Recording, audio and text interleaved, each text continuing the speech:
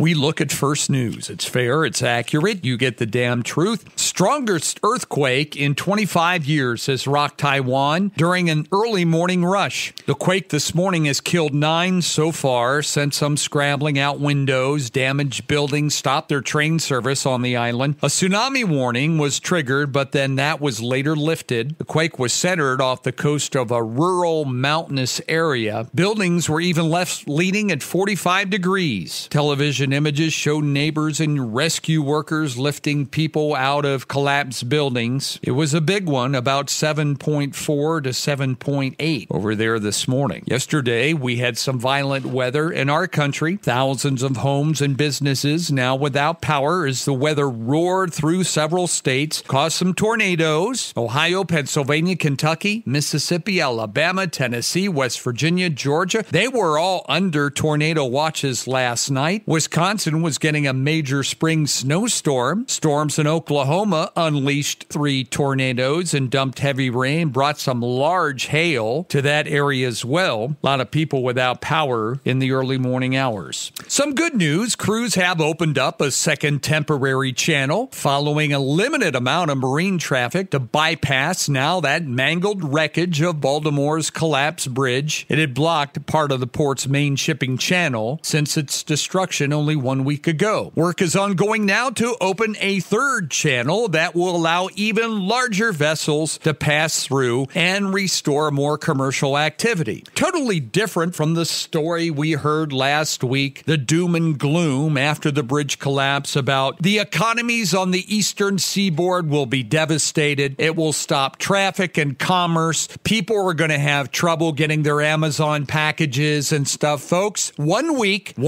and we have 3 of the channels open for shipping already. Over in the Ukraine that we seem to forget a lot about, they've now lowered their military conscription age from 27 to 25 to try to replenish their depleted ranks following 2 years of war with Russia. The new mobilization law came into force today, a day after their president, Vladimir Zelensky, signed it. Ukraine's parliament passed it. It's not clear why it took so long to sign it. No public comment was made yesterday. It's a sensitive matter in the Ukraine for many months amid a growing shortage of their infantry, on top of the severe ammunition shortage that has handed Russia the battlefield initiative right now. May not have known about it yesterday because now it's all over anyway, but voters in 4 states had their primaries. Just a symbolic vote now, with Joe Biden and Donald Trump having locked up enough now nominations. Biden and Trump easily won the primaries. Rhode Island, Connecticut, New York, and Wisconsin now adds to their delegate total. The outcomes were not surprising either, and enthusiasm among voters was low in those states since the nominations have already been locked up. The largest producer of fresh eggs in the United States said they have temporarily halted production at a Texas plant after bird flu was found in their chickens, detected at a poultry facility in Michigan. Cal-Maine Foods, Inc. said in a statement 1.6 million of their laying hens and 337,000 pullets, which is a little over 3.5% of their flock, had to be destroyed after avian influenza was found at one of their facilities. No known bird flu risk associated with eggs that are currently in the market. No eggs have been recalled. Michigan State University Veterinary Diagnostic Laboratory detected the bird flu in a facility in Ionia County, according to the Department of Agriculture. Anti-smoking groups are now suing the government over a long-awaited ban on menthol cigarettes, which has been idled at the White House for months. The lawsuit, the latest effort to force the government to ban menthols, which are disproportionately used by black smokers.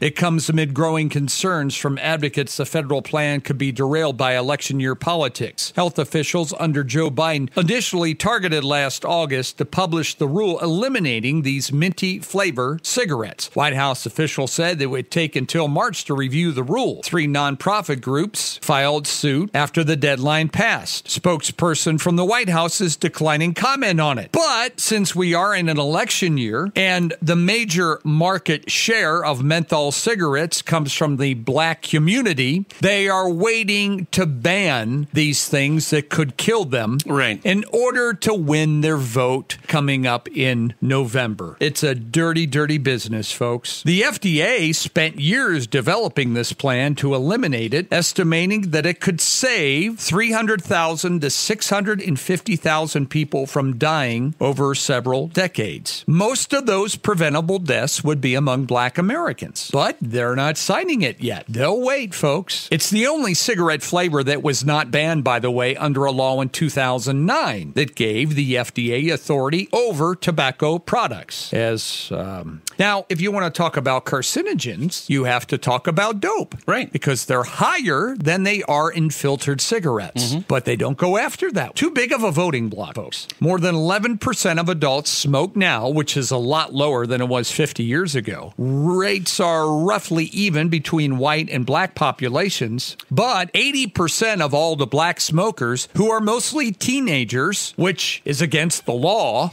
smoke menthols. The Biden administration, though, quickly signed a deal yesterday to build a big wind farm off the coast of Massachusetts. It will be the 8th largest offshore wind project. The project, to be built in 2 phases, was approved for up to 129 of these big turbines. Coastal Virginia Offshore Wind has another project to build one off Virginia Beach, and that could help shut down their last operating coal-fired power plant. And I'm sure the people that live along those areas aren't happy that they're going to have these massive wind turbines stuck into the ocean out there turning. Now, I'm guessing it's not going to be near Martha's Vineyard. Oh, no. Any place like that up there.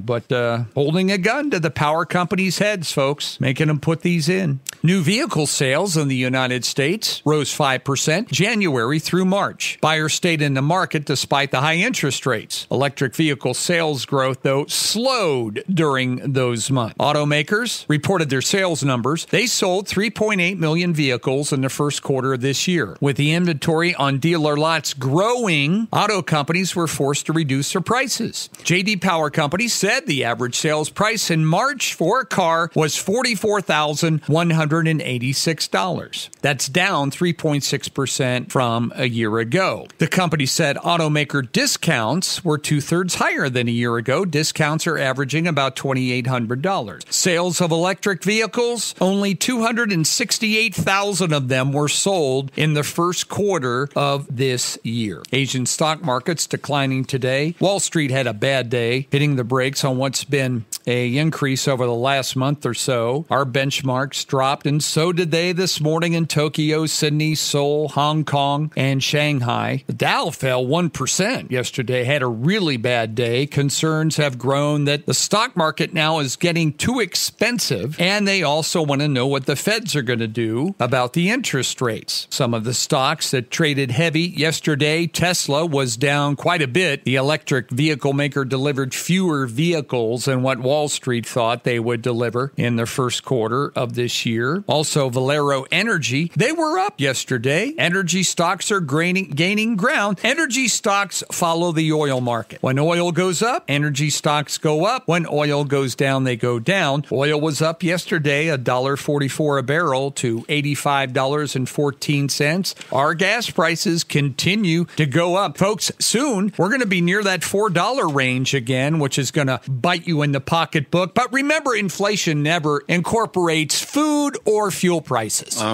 because food and fuel doesn't affect your budget, and it does. U.S. Customs and Border Patrol expanding the use of technology as the number of passengers that are traveling is growing. During 2023, the agency said they processed nearly 400 million travelers at different ports of entry. That's a 24% increase from the previous year. Officials are moving towards more app-based technologies, mobile passport control apps, which allow passengers to upload your photos and go through the little turnstiles. When you enter a screening area, those folks get routed to a separate line. Did you do that last year, or did you go through the regular line? Regular line. We went through the regular line. 394 million travelers at these ports of entry. People traveling with their families. People using some of the most trusted traveler programs programs, though, are going to see increases to the fees that you pay. Pre-approved travelers, some of these fees could go up anywhere from $50 to $120. The fees are going up if you legally go to a different country. Oh, a great point. Now, if you illegally come into a country like ours, we don't even charge you a fee. We give you cash and a debit card and a phone. But if you travel to other countries and you use some of these trusted programs, your fees will be going up. Well, as we left yesterday, we reported the lockdown up at MSUB. The report was deemed false after checking it all out. A tip of a student said someone was making threats that prompted the college to announce that lockdown a little after 9 o'clock yesterday. It only lasted 15 minutes. Law enforcement said no shots fired, no injuries. They had an announcement of apparent an active shooter on the campus, and they checked it out. Officers have located the person, though, who has reported to have made that online threat. Good. So hopefully they'll do whatever they need to do to make sure that doesn't happen again. Oh, and if you're heading to Yellowstone Park, they are now open for spring cycling. The 49-mile road is between the west entrance, which is right there at West Yellowstone, and Mammoth Hot Springs. Now, the roads don't open for autos starting on April the 19th as they get the roads cleared and the snow melts, that kind of stuff. They want to let people know, though, on bicycles that cell phone service is very sparse in Yellowstone Park, so you have to make sure you have things with you in case you break down, be able to fix a tire, have a little air pump with you, stuff, toilet paper if you're attacked by a bear, things like that you need. Don't pet a buffalo. That's right, and they're hungry, and there's nothing more than bears like in the spring than Schwinn's.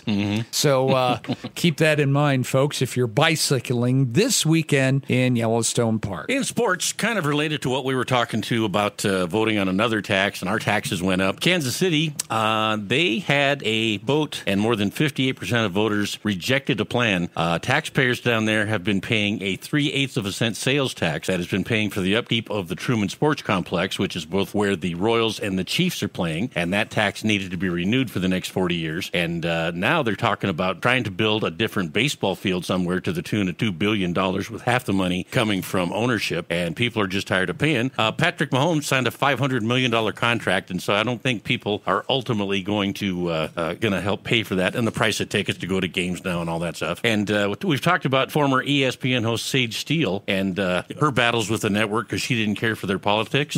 She got to interview President Biden in 2021. She said that interview was 100% scripted by the network. Oh, I'm sure. You are not allowed to deviate this by one word. I know. They're crazy. ESPN is, what did Newt Gingrich say?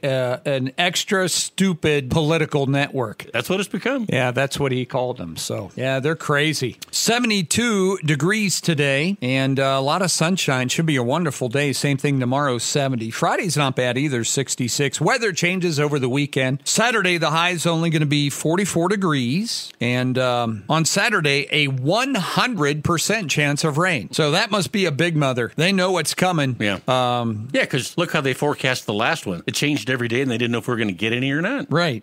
This one looks like it's going to be a big one. I was here looking to see if they're going to give us any totals here on Saturday. Rainfall near a half inch on Saturday, 80% Sunday night. Then Sunday, 70% chance of rain. Same thing Sunday night. Monday, 50% chance of rain. So looks like a wet weekend. Next week looks great, 60s and 70 degrees. Then next week, so pretty good stuff here. Downtown Billings, we have partly sunny skies, 46 degrees. If you missed the difference between a crocodile and an alligator this morning, you missed it.